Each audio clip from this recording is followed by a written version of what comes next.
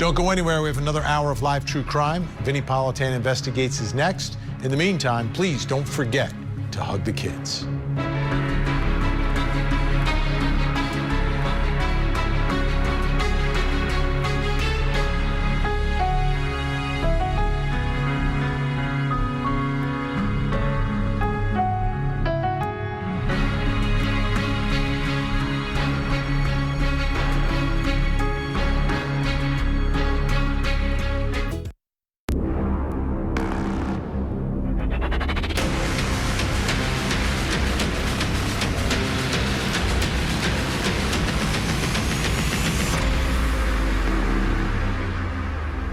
I'm Vinnie Politan. The subject of my investigation is the drama playing out in real time in Tucson.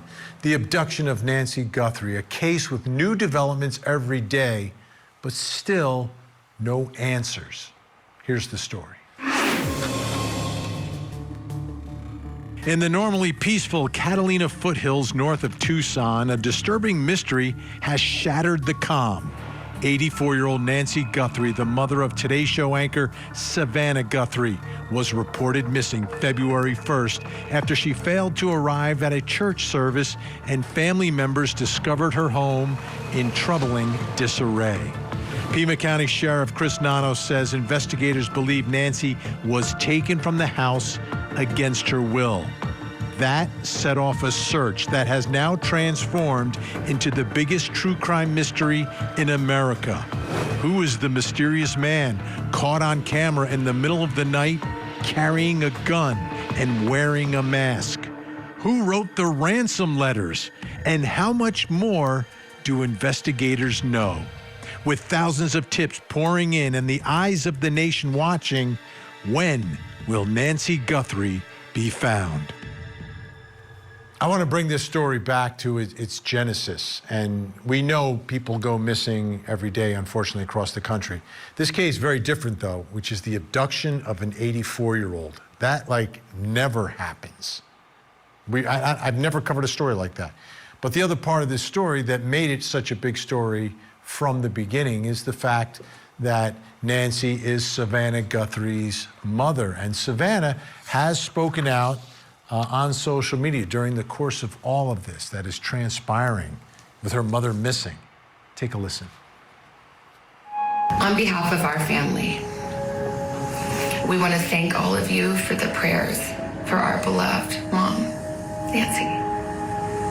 We feel them, and we continue to believe that she feels them too. I just want to say, first of all, thank you so much for all of the prayers and the love that we have felt, my sister and brother and I, and that our mom has felt. Because we believe that somehow, some way, she is feeling these prayers and that God is lifting her even in this moment and in this darkest place. We believe our mom is still out there. We need your help. Law enforcement is working tirelessly around the clock trying to bring her home, trying to find her. She was taken and we don't know where. And we need your help. So I'm coming on just to ask you, not just for your prayers, but no matter where you are, even if you're far from Tucson, if you see anything, if you hear anything, if there's anything at all that seems strange to you, that you report to law enforcement. We are at an hour of desperation, and we need your help. I wanted to come on, and it's been 2 weeks since our mom was taken, and I just wanted to come on and say that we still have hope, and we still believe. And I wanted to say to whoever has her or knows where she is, that It's never too late. And you're not lost or alone. And it is never too late to do the right thing. And we are here. We believe. And we believe in the essential goodness of every human being. And it's never too late.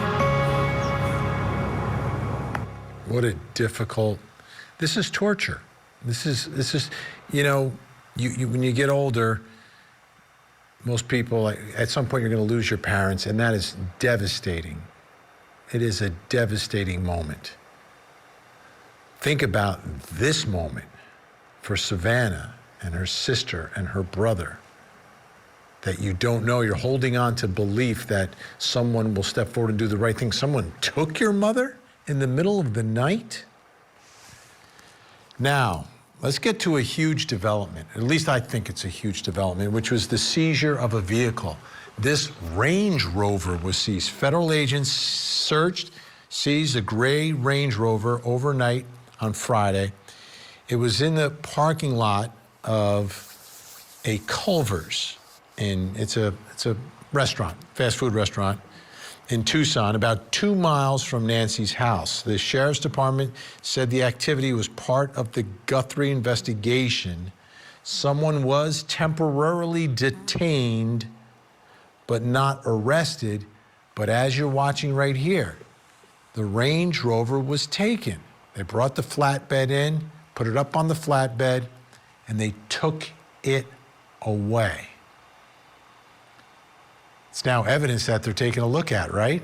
Which brings us to the first question in our investigation. Why? Why was the Range Rover seized? What does it take to get to the point where you can seize that Range Rover? What do they know? What does it mean? And then what could the seizure then lead to? Joining me, former NYPD officer, retired Nassau County Lieutenant and Commanding Officer Mike Gould, and retired homicide detective, host of the true crime show, The Murder Mind, Vince Velasquez. Great to have you both here. Okay, Vince, I'm going to start with you. Well, with both of you, just give me a number 0 to 10, 10 being wow, 0 being eh. The fact that they seized this vehicle but did not arrest the owner or the driver of the vehicle. 0 to 10, how big is it? Vince? I would say 5, right in the middle. I can think of a few reasons why. I would say 5. Okay. I'm kind of in the middle. All right, Mike, where's your number? A little lower, around 2 or 3. 2 or 3? All right, let me start with 5. Vince, why 5? So, you know, we got to look at what's the probable cause here. They have to have some type of evidence, some nexus to allow a judge to sign a warrant to seize the car, search the car. Could be a number of things. It could be the telematics of the car. Range Rovers, some have something like OnStar, which has a cellular modem, may have hit off a cell tower. They may have a person of interest who has a cell phone that pinged on a tower close to the crime scene, or it could have been a license plate reader, an LPR, where that tag number hit on something. I think with a case of this magnitude, a judge would be a little more lenient on probable cause to try to get that information. I don't know how I would be able to search that car without a warrant. And that may very well be the evidence that's connected to it. Now, what's interesting is this thing was searched, my understanding, simultaneously when they hit the house. So it seems it was coordinated. It seems like, you know, that was planned. And as you said, Benny, they detained somebody and let them go. We haven't heard anything about that. Also, we haven't heard anything about any evidence that may have been recovered from the car. So I think they're doing their due diligence, and I think they're just trying to be safe, trying to be careful. Mike Gould, you're not as optimistic here. You're below 5. You're down in a 2 or a 3. Tell me why. Well, Vinny pushed it up maybe 1 or 2 points, but Vinny's quite correct. This vehicle, particularly Range Rovers, they offer a great deal of very sophisticated digital evidence that can be had with a warrant generally. You meet where the car went, how fast it went, lateral movement, slowing down, going in reverse. So obviously, if this person was a person of interest, this stuff is very important evidence, but it just doesn't seem, a lot of the evidence thus far that I've seen or been presented with was always, including the glove, it's always in the 2 or 3 range. It's not a smoking gun whatsoever. So, yeah, no, I agree with Vinny. Potentially, it's a lot of evidence, but why they didn't arrest him, you know, again, they might have let him go for various reasons. He might be under surveillance, but they did take the car for a reason. And generally speaking, you need a search warrant to take a car. You can't just, you have to have probable cause to arrest somebody, and then you can take the car and inventory its contents pursuant to a lawful arrest. So the problem we're having is there's a lot of missing information. We're just getting tidbits of information, and we're just speculating a lot. Sure.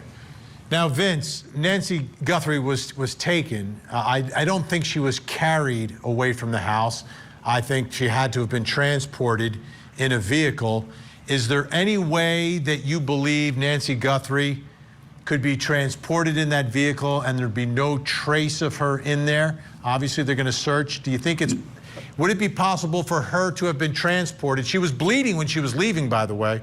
Is there a way for her to be transported in that vehicle, and the FBI has seized that vehicle, and the vehicle show no evidence that Nancy was in it, if she was in fact in there? I mean, it's possible. It's highly unlikely. I mean, you're talking about the evidence recovery team from the FBI, top-notch, world-class.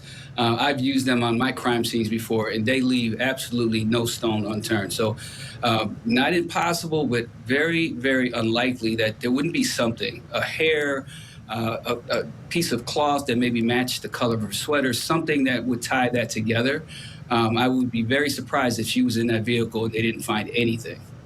Mike Gould, how much do you think they knew about the person associated with the vehicle before this seizure? Because again, not arrested, detained while they took the vehicle and then eventually let go. How much before the seizure, how much background do you try to get for an operation like this?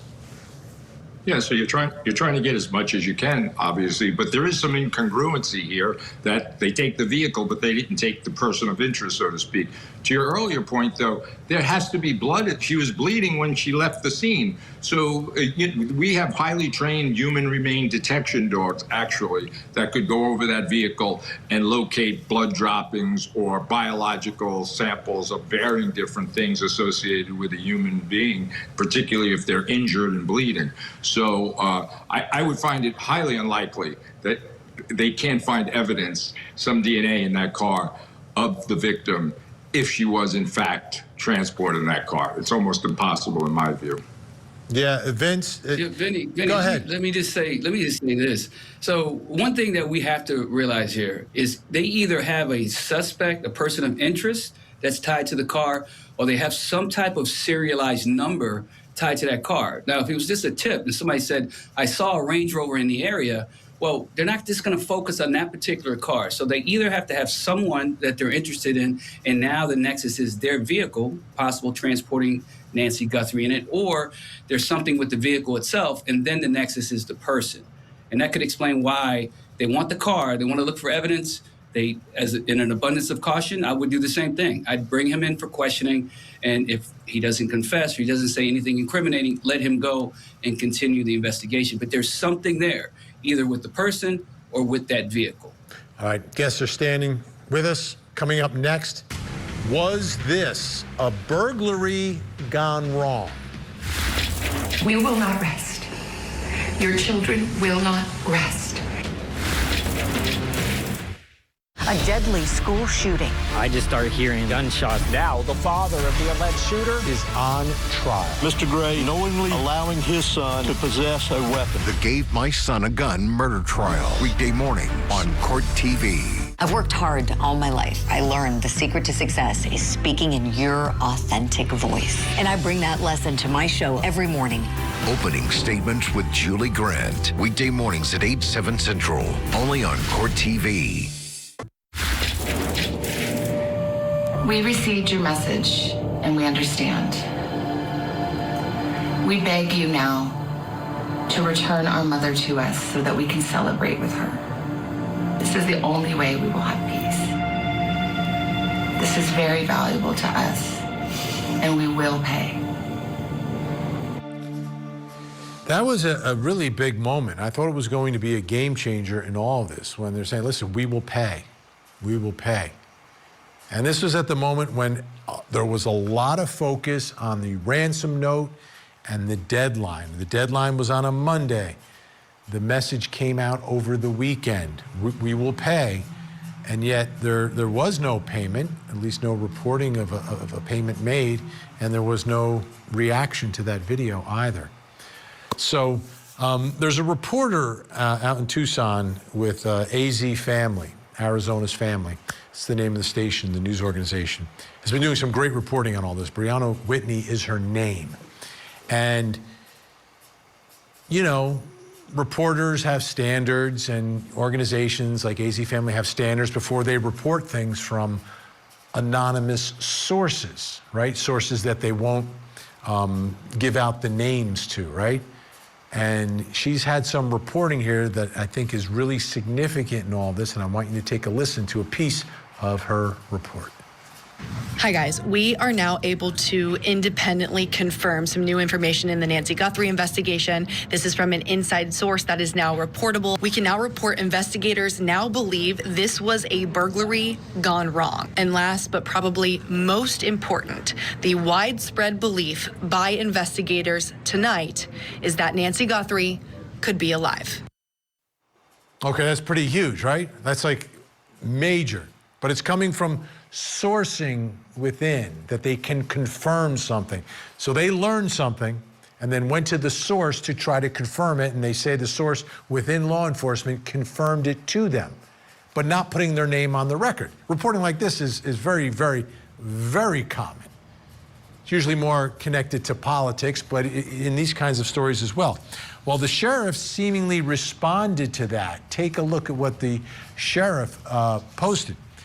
Pima County Sheriff's Department spokesman, PCSD has never stated that this was a burglary gone wrong. Any reports indicating otherwise are inaccurate. This remains a very active investigation. Okay, so the public statement, that's not true, but the source is saying, yeah, this is what they're doing here. So that brings us to the next question in our investigation. Was this a burglary gone wrong, right? Is there anything that seems to indicate that? Is that possible, potential, likely in all of this? Do we think that investigators are working under this theory and just don't want to publicly state it? Still with me, former NYPD officer Mike Gould and retired homicide detective Vince Velasquez. Mike, what do you think? Yeah. I don't buy it. I don't go in that direction. I should say anything's possible. But burglars want to get in and out. A random burglar entering a house like this, you know, that house is big. There could be 3, 4, 5 people in there, 5 football players. So unless you have surveilled it and you know who's in there, know the circumstances, know there's an elderly person, it's unlikely it was just random. Just a burger. You know, again, none of this adds up to me. It never had the kidnapping aspect of it, dealing with the media rather than the supposed kidnapper. Anybody that commits a random burglary, I don't think is then going to abduct somebody for 14 days for ransom. So it's unlikely, in my opinion, that this was a burglary gone wrong. Somebody might have detected his, realized or recognized who he was, and that could have made things gone bad. But burglars want in and out, and that's gone. They want to be gone. Vince, I want to kind of narrow this a little bit from not necessarily a random burglary, but perhaps a burglary by someone who knows something about what's going on inside, that this is a woman who lives by herself, a woman who is connected to a very rich daughter who's on TV every morning. Do you believe there's anything that this could have been a burglary gone wrong? Perhaps thinking that there might be some riches inside, or maybe they were going to commit a different felony inside? Well, you know, that would still be a burglary, and I agree with Mike 100%. About 20% of burglaries occur between midnight and 4 a.m. So that means most burglaries don't happen at the hour that this thing happened. And if you look at the video of this guy walking up, the gun is strapped to the front of his waistband. It almost, to me, seems if it's on display as an intimidation factor. It doesn't seem like a burglary to me. His outfit, honestly, to me, looks like he's out of central casting. It looks like this guy watched too many movies. It's amateurish at best. And then I've heard some reports of forced entry. Well, a lot of people should understand that forced entry doesn't necessarily mean, like burglars do, break a window, break a door. If Nancy opened the door and he forced his way in and there's signs of a struggle, that's force. That's still forced entry.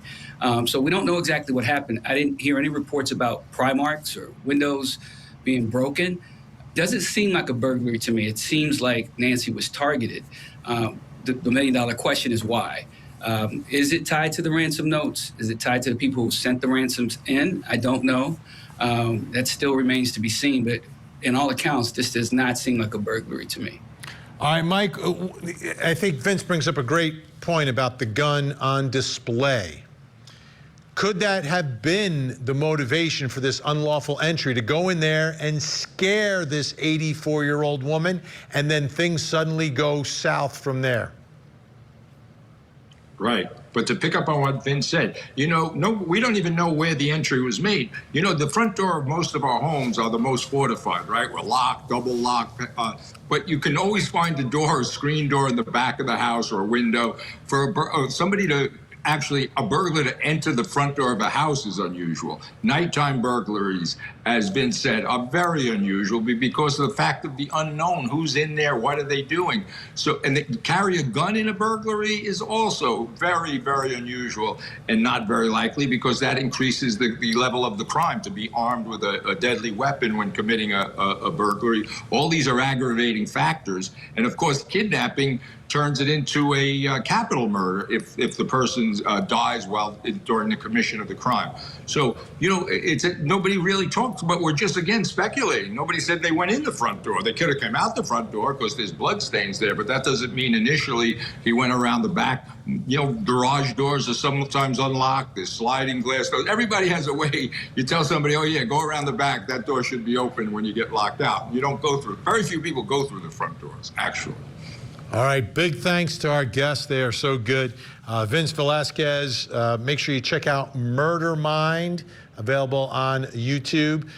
Mike Gould, great to see you as well. Thanks, guys. Still to come, is the man in the video working alone?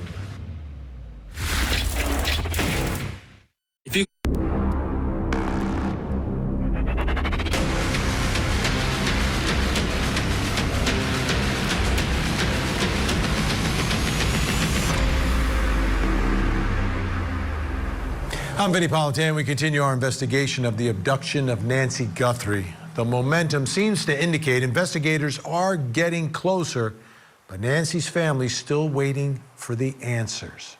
Here's the story. When 84-year-old Nancy Guthrie failed to arrive at church Sunday morning, worry quickly escalated into a criminal investigation. The mother of Today's Show anchor Savannah Guthrie was last seen around 9:45 p.m. Saturday, January 31st, at her home in the Catalina foothills north of Tucson. By midday Sunday, relatives who found no sign of her inside contacted authorities. Investigators soon declared the residence a crime scene, saying the evidence strongly suggests Nancy did not leave on her own and was likely taken against her will. Blood confirmed to be hers was discovered on the front porch. Authorities have also said security cameras and digital monitoring connected to her pacemaker were disabled around the time she disappeared. Now, the FBI has joined the case and recovered previously lost images of a possible suspect. With those new leads in hand, the search for Nancy and the person responsible has intensified dramatically. A lot of moving parts, and every once in a while in a story like this with new developments each and every day, sometimes you got to go back and then sort of remember some of the things that we've learned and then connect them to some of the new information. So I want to do that right now. And I want to begin by going back to the sheriff, talking about the timeline connected to that doorbell camera. This is a timeline that we have been able to develop with some of the things that we've had processed. Various pieces of electronics that we've gathered. Sunday morning, early morning at 1:47 a.m., the doorbell camera disconnects. At 2:12 a.m., software detects a person on a camera, but there's no video available. They had no subscription, and therefore it would rewrite itself, it just kind of loops, right, and covers up.